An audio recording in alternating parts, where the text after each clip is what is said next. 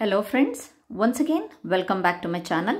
ಈ ದಿನ ನಾವು LBA ಲೆಸನ್ ಬೇಸ್ಡ್ ಅಸೆಸ್ಮೆಂಟ್ ಅಂದರೆ ಪಾಠ ಆಧಾರಿತ ಮೌಲ್ಯಾಂಕನದಲ್ಲಿ 6ನೇ ತರಗತಿಯ ವಿಜ್ಞಾನ ವಿಷಯ ಘಟಕದ ಹೆಸರು 2ನೇ ಅಧ್ಯಾಯ ಜೀವ ಜಗತ್ತಿನಲ್ಲಿ ವೈವಿಧ್ಯತೆ.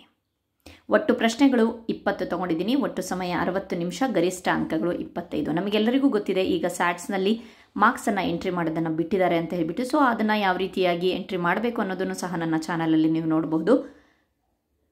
ಅಲ್ಲಿ ಫಿಕ್ಸ್ ಮಾಡಿದ್ದಾರೆ 25 ಮಾರ್ಕ್ಸಿಗೆ ಅಂತ ಹೇಳಿಬಿಟ್ಟು. ಸೊ ಬಹಳಷ್ಟು ಜನ ಕಮೆಂಟ್ಸ್ ಮಾಡಿದರು, ಏನು ನಾನು 20 ಮಾರ್ಕ್ಸಿಗೆ ಮಾಡ್ಕೊಳ್ತೀನಿ ಅಥವಾ 30 ಮಾರ್ಕ್ಸಿಗೆ ಮಾಡ್ಕೊಳ್ತೀನಿ. ಬಟ್ ಅಲ್ಲಿ ಜನ್ರೇಟ್ ಮಾಡಿದ್ದಾರೆ, ಆಟೋಮೆಟಿಕಲಿ ಗ್ರೇಡ್ ಜನ್ರೇಟ್ ಆಗೋ ಹಾಗೆ ಆ ಪೋರ್ಟಲಲ್ಲಿ ಸೆಟ್ ಮಾಡಿದ್ದಾರೆ. ಗರಿಷ್ಠ ಅಂಕಗಳು 25ಕ್ಕೆ. ಓಕೆ, ಬನ್ನಿ ನೋಡೋಣ. ಈ ಘಟಕ ಪರೀಕ್ಷೆಗೆ ಸಹ ಗರಿಷ್ಠ ಅಂಕಗಳು 25ಕ್ಕೆ ಮಾಡಿದ್ದೀವಿ. ಇಲ್ಲಿ ಮೊದಲನೇದಾಗಿ ಈ ಕೆಳಗೆ ಕೊಟ್ಟಿರುವ ಪ್ರತಿ ಪ್ರಶ್ನೆಗೆ ನೀಡಿರುವ 4 ಪರ್ಯಾಯಗಳಲ್ಲಿ ಅತ್ಯಂತ ಸೂಕ್ತ ಉತ್ತರವನ್ನು ಆರಿಸಿ ಬರೆಯಿರಿ ಅಂತ ಇದೆ. ಸೊ ಮೊದಲನೇ ಪ್ರಶ್ನೆ, ಕಾಂಡ ತೆಳುವಾಗಿದ್ದು ಎಳಸಾಗಿ ಹಸಿರಿನಿಂದ ಕೂಡಿರುವ ಸಸ್ಯದ ವಿಧ: ಮೂಲಿಕೆ, ಮರ, ಬಳ್ಳಿಗಳು, ನೆಲಬಳ್ಳಿಗಳು. ಆಮೇಲೆ ಇನ್ನೊಂದೇನಪ್ಪ ವಿಷಯ ಅಂತ ಅಂದರೆ, ಇಲ್ಲಿ ನಾನು ಮೆನ್ಷನ್ ಮಾಡಿದ್ದೀನಿ ಸಾಧಾರಣ ಅಂತ ಹೇಳ್ಬಿಟ್ಟು. ಇದು ನಾನು ಮೆನ್ಷನ್ ಮಾಡಿರೋದಲ್ಲ, LBA ಪ್ರಶ್ನಾ ಕೋಟಿಯಲ್ಲಿ ಅವರೇ ಮೆನ್ಷನ್ ಮಾಡಿದ್ದಾರೆ ಯಾವ ಕ್ವಶನ್ ಸುಲಭಕ್ಕೆ ಸೇರಿದೆ, ಯಾವ ಕ್ವಶನ್ ಸಾಧಾರಣಕ್ಕೆ ಸೇರಿದೆ, ಯಾವುದು ಕಠಿಣಕ್ಕೆ ಸೇರಿದೆ ಅಂತ ಹೇಳ್ಬಿಟ್ಟು. ನಮಗೆ ಮುಂಚಿತವಾಗಿಯೇ DSRT ಅವರು ಹೇಳಿದರು ಏನಪ್ಪ ಅಂತಂದರೆ, ಸುಲಭ 75% ಆಗೋ ಥರ ನಾವು ಕ್ವಶನ್ ಪೇಪರ್ ತೆಗಿಬೇಕು, ಸಾಧಾರಣ 10% ಇರಬೇಕು, ಸಾಧಾರಣ 15% ಇರಬೇಕು, ಕಠಿಣ 10% ಇರಬೇಕು ಅಂತ. ಇಷ್ಟೇ ಅಲ್ಲದೆ ಮತ್ತು FA1ಗೂ ಹೇಗೆ ತೆಗಿಬೇಕು, FA1ಗೆ ಅಲ್ಲೇ ಸ್ಟಾರ್ಟಿಂಗಲ್ಲಿ ಈ ಒಂದು LBAಯಲ್ಲಿ ಫಸ್ಟು ಕ್ವಶನ್ ಪೇಪರಲ್ಲಿ ವಿಜ್ಞಾನ ಅಂತ ಅಂದರೆ ವಿಜ್ಞಾನದಲ್ಲಿ ಮೊದಲನೇ ಒಂದು ಪೇಪರ್ಸಲ್ಲಿ ಯಾವ್ಯಾವ ಪಾಠಕ್ಕೆ ಎಷ್ಟೆಷ್ಟು ವೇಟೇಜ್ ಅಂತ ಹೇಳಿಬಿಟ್ಟು ಅಲ್ಲಿ ಕೊಟ್ಟಿದ್ದಾರೆ. ಅದನ್ನು ಗಮನದಲ್ಲಿಟ್ಕೊಂಡು ನಾವು FA1 ಕ್ವಶನ್ ಪೇಪರ್ ತೆಗಿಬೇಕಾಗತ್ತೆ. ಆಮೇಲೆ ಗಣಿತಕ್ಕಾಗಿರ್ಬೋದು 6, 7, ನಾನು ನೋಡಿರೋದು ಸದ್ಯಕ್ಕೆ 6, 7 ಆ ಗಣಿತ ಪೇಪರಲ್ಲಿ ಪ್ರತಿಯೊಂದು ಪಾಠಕ್ಕೂ ಸಹ ಅಲ್ಲಿ ವೇಟೇಜನ್ನು ಕೊಟ್ಟಿದ್ದಾರೆ, ನೀಲನಕಾಶೆಯೊಂದಿಗೆ ಪಾಠವನ್ನು ಕೊಟ್ಟಿದ್ದಾರೆ. ಸೊ ಅದನ್ನು ಬೇಸಲ್ಲಿ ಇಟ್ಕೊಂಡು ನಾವು ಯಾವ ಪಾಠಕ್ಕೆ ಎಷ್ಟು ಪ್ರಶ್ನೋತ್ತರಗಳನ್ನು ತೆಗಿಬೇಕು ಅಂತ ಹೇಳಿಬಿಟ್ಟು ನಾವು FA1ಅಲ್ಲಿ ತೆಗಿಬೇಕಾಗತ್ತೆ. ಓಕೆ, ನೆಕ್ಸ್ಟು ಇದೊಂದು ಡೌಟ್ ಕ್ಲಿಯರ್ ಆಗಿದೆ ಅಂದ್ಕೊಂಡಿದ್ದೀನಿ. So will move on to the next question. ದುರ್ಬಲ ಕಾಂಡವಿರುವ ಆಧಾರವನ್ನು ಪಡೆದು ಹತ್ತುವ ಸಸ್ಯಗಳು: ನೆಲಬಳ್ಳಿ, ಅಡರುಬಳ್ಳಿ. A and B ಎರಡು ಯಾವುದೂ ಇಲ್ಲ, ಇದು ಸುಲಭಕ್ಕೆ ಸೇರಿದೆ. ಭೂ ಆವಾಸಕ್ಕೆ ಸೇರದೇ ಇರುವ ಆವಾಸ ಸುಲಭಕ್ಕೆ ಸೇರಿದೆ: ಅರಣ್ಯ, ಹುಲ್ಲುಗಾವಲು, ಮರುಭೂಮಿ, ಸರೋವರ. 4ನೇ ಪ್ರಶ್ನೆ, ಒಂದು ಆವಾಸದಲ್ಲಿರುವ ಸಸ್ಯಗಳು ಮತ್ತು ಪ್ರಾಣಿಗಳು ಅದರ ಈ ಕೆಳಗಿನ ಘಟಕಗಳಾಗಿವೆ: ಜೈವಿಕ ಘಟಕ, ಅಜೈವಿಕ ಘಟಕ. A and B ಯಾವುದೂ ಇಲ್ಲ, ಇದು ಸುಲಭಕ್ಕೆ ಸೇರಿದೆ. ನೆಕ್ಸ್ಟ್, ಪಾಪಾಸು ಕಳ್ಳಿಯ ಮುಳ್ಳುಗಳು ಸಸ್ಯದ ಈ ಭಾಗದ ಮಾರ್ಪಾಡದ ರಚನೆ: ಎಲೆ, ಹೂ, ಬೇರು, ಕಾಂಡ. ಇದು ಸಾಧಾರಣಕ್ಕೆ ಸೇರಿದೆ. ನೆಕ್ಸ್ಟ್ 6ನೇ ಪ್ರಶ್ನೆ ಬಂದ್ಬಿಟ್ಟು, ಪಾರ್ಶ್ವಬೇರುಗಳು ಇಲ್ಲಿ ಕಂಡು ಬರುತ್ತೆ, ಸಾಧಾರಣಕ್ಕೆ ಸೇರಿದೆ. ತಾಯಿ ಬೇರು, ತಂತು ಬೇರು. A and B ಎರಡೂ ಯಾವುದೂ ಇಲ್ಲ. 2ನೇ ಮೈನ್ ಬಂದ್ಬಿಟ್ಟು, ಮೊದಲೆರಡು ಪದಗಳಿಗಿರುವ ಸಂಬಂಧದಂತೆ 3ನೇ ಪದಕ್ಕೆ ಸಂಬಂಧ ಕಲ್ಪಿಸಿ ಪದ ಬರೆಯಿರಿ. 4 ಕ್ವಶನ್ಸ್ ಇದೆ, 1 marks per each question. So total 4 marks. Tomato ಮೂಲಿಕೆ, ಗುಲಾಬಿ ಡ್ಯಾಶ್ ಸುಲಭ. ಪಾರಿವಾಳ ರೆಕ್ಕೆಗಳು, ಮೀನು ಡ್ಯಾಶ್ ಇದು ಸಹ ಸುಲಭ.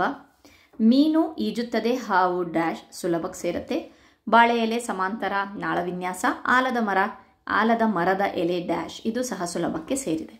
ಖಾಲಿ ಬಿಟ್ಟಿರುವ ಜಾಗಗಳನ್ನು ಸೂಕ್ತ ಪದಗಳಿಂದ ಭರ್ತಿ ಮಾಡಿ. 5 ಪ್ರಶ್ನೆಗಳಿದೆ, 1 ಮಾರ್ಕ್ಸ್ ಪ್ರತಿಯೊಂದಕ್ಕೂ. So total 5 marks. ಎಲೆಯ ಮೇಲಿನ ನಾಳಗಳ ಜೋಡಣೆಯನ್ನು ಡ್ಯಾಶ್ ಎಂದು ಕರೆಯುತ್ತಾರೆ. ನೆಲದ ಮೇಲೆ ವಾಸಿಸುವ ಸ್ಥಳಗಳು ಮತ್ತು ಪ್ರಾಣಿಗಳನ್ನು ಡ್ಯಾಶ್ ಎನ್ನುತ್ತಾರೆ. ನೀರಿನಲ್ಲಿ ವಾಸಿಸುವ ಸಸ್ಯಗಳು ಮತ್ತು ಪ್ರಾಣಿಗಳನ್ನು ಡ್ಯಾಶ್ ಎನ್ನುತ್ತಾರೆ. ನೀರಿನಲ್ಲಿ ಮತ್ತು ನೆಲದ ಮೇಲೆ ಎರಡೂ ಕಡೆ ವಾಸಿಸುವ ಜೀವಿಗಳನ್ನು ಡ್ಯಾಶ್ ಎನ್ನುವರು. ಸಸ್ಯಗಳು ಮತ್ತು ಪ್ರಾಣಿಗಳು ವಾಸಿಸುವ ಸ್ಥಳವನ್ನು ಅವುಗಳ ಡ್ಯಾಶ್ ಎನ್ನುವರು. ಇಲ್ಲಿ 1 ಪ್ರಶ್ನೆ ಕಠಿಣಕ್ಕಿದೆ, ಬಾಕಿವೆಲ್ಲ ಸುಲಭದ ಒಂದು ವಿಧಕ್ಕೆ ಸೇರಿದೆ. ಓಕೆ, ನೆಕ್ಸ್ಟ್ ಈ ಕೆಳಗಿನ ಪ್ರಶ್ನೆಗಳಿಗೆ ಉತ್ತರಿಸಿ. 5 ಕ್ವಶನನ್ನು ಕೊಟ್ಟಿದ್ದೀನಿ 2 ಮಾರ್ಕ್ಸಿಗೆ. 1 ಕ್ವಶನಿಗೆ 2 ಮಾರ್ಕ್ಸ್, 5 ಕ್ವಶನ್ ಸೇರಿಸ್ಬಿಟ್ಟು 10 ಮಾರ್ಕ್ಸ್ ಆಗುತ್ತೆ. ಸಸ್ಯಗಳಲ್ಲಿ ಗಮನಿಸಿರುವ ಯಾವುದಾದರೂ 2 ವೈವಿಧ್ಯಮಯ ಗುಣಗಳನ್ನು ತಿಳಿಸಿ. ಸಾಧಾರಣ. ಸಸ್ಯದ ಕಾಂಡದ ಎತ್ತರ ಮತ್ತು ವಿವಿಧ ಆಧಾರಗಳ ಮೇಲೆ ಎಷ್ಟು ವಿಧಗಳಾಗಿ ವಿಂಗಡಿಸಲಾಗಿದೆ, ಅವು ಯಾವುವು, ಇದು ಸುಲಭ. ಭೂ ಆವಾಸದ ವಿಧಗಳನ್ನು ಹೆಸರಿಸಿ, ಸುಲಭ. ಕಪ್ಪೆಯನ್ನು ಉಭಯವಾಸಿ ಎನ್ನುವರು, ಕಾರಣವೇನು, ಸುಲಭ. ಜಾಲಬಂಧ ನಾಳವಿನ್ಯಾಸ ಮತ್ತು ಸಮಾಂತರ ನಾಳವಿನ್ಯಾಸದ ಚಿತ್ರ ಬಿಡಿಸಿರಿ, ಇದು ಕಠಿಣ. ಓಕೆ, ಇದಿಷ್ಟು 6ನೇ ತರಗತಿಯ ವಿಜ್ಞಾನದ ಪ್ರಶ್ನೋತ್ತರಗಳು, ಘಟಕ ಪರೀಕ್ಷೆಯ ಪ್ರಶ್ನೋತ್ತರಗಳು. ಇಲ್ಲಿ ನಾನು ಉತ್ತರವನ್ನು ಬರೆದಿದ್ದೇನೆ, ಮಾದರಿ ಉತ್ತರಗಳು: ಮೂಲಿಕೆ, ಅಡರುಬಳ್ಳಿ, ಸರೋವರ, ಜೈವಿಕ. ಸೊ ಹಾಗೆ ಸ್ಕ್ರೋಲ್ ಮಾಡ್ತೀನಿ, ಇಲ್ಲಿ ಕ್ವಶನ್ ನಂಬರ್ಸ್ ಇದೆ, ಸೊ ಅದನ್ನು ನೋಡಿಕೊಂಡು ನೀವು ಬರ್ಕೊಬಹುದು.